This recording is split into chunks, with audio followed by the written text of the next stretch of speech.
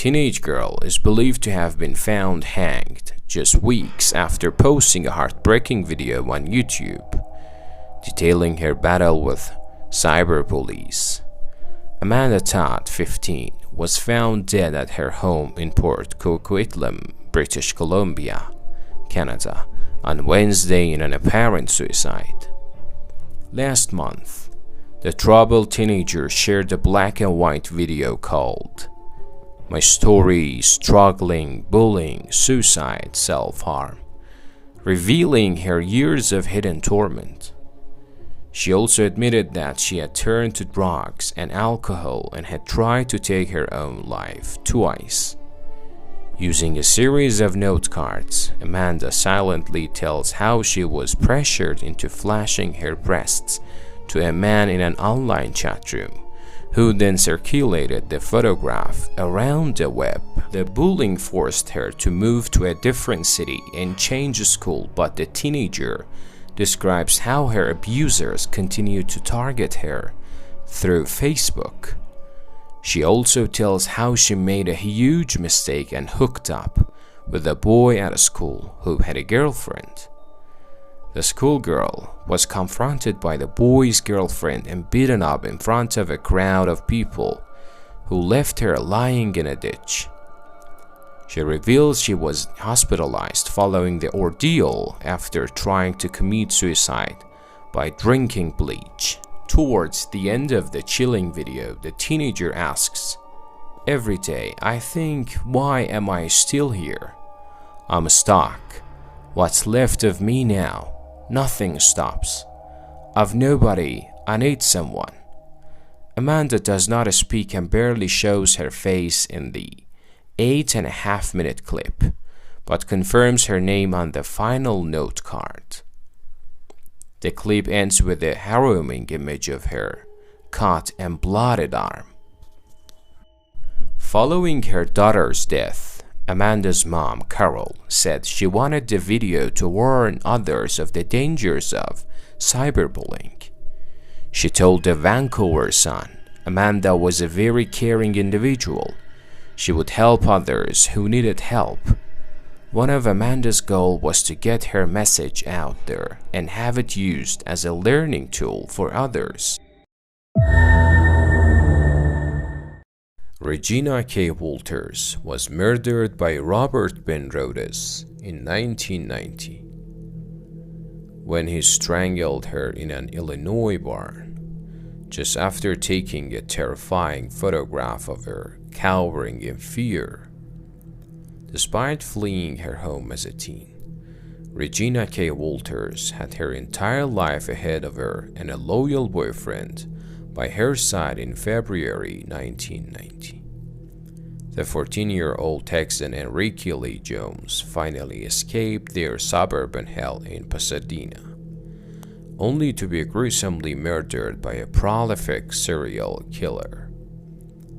Bound for Mexico, the teenage lovers were hitchhiking their way out of Houston when a friendly trucker offered them a lift. Unbeknown to Regina Walters or Ricky Jones, the man behind the wheel was Robert Penrose, also known as the truck stop killer. Not even the FBI knew that he had already tortured, raped, and killed at least 2 people along his routes. Rhoda swiftly killed Jones so he could abduct Walters and keep her to abuse at his will. She endured weeks of torture before Rhoda shaved her genitals and gave her a final haircut, driving her to an abandoned barn. He took one of the most disturbing photos of all time, showing a defenseless Walters moments before her death. Regina K. Walters and Ricky Jones head for Mexico. Born on May 5, 1975 in Pasadena, Texas, Regina K. Walters had been a teenager for a little more than a year when she decided to leave her life behind. Her boyfriend, Ricky Jones, had been removed from his home along with his siblings in his youth and had grown up in Child Protective Services. While Jones experienced a few brushes with the law and was already 18 years old when he began dating Walters, his friends described him as meek. Ultimately, the pair appeared to be genuinely in love when they decided to start a new life in Mexico in February 1990 and came upon Robert Ben Rhodes instead. Raised in Council Bluffs, Iowa, Rhodes had been arrested for vehicle tampering and public fighting in his teens. In his 20s, his father was arrested for raping a 12-year-old girl and killed himself before trial. He was dishonorably discharged from the Marines in the 1960s and had worked as a trucker since the 1970s. Authorities would only unearth the extent of his crimes years later, but Rhodes had already murdered his first known couple a month before meeting Walters and Jones. Like them, Patricia Walsh and Douglas Zakowski had been hitchhiking, only for Rhodes to kill the male and torture the woman to death.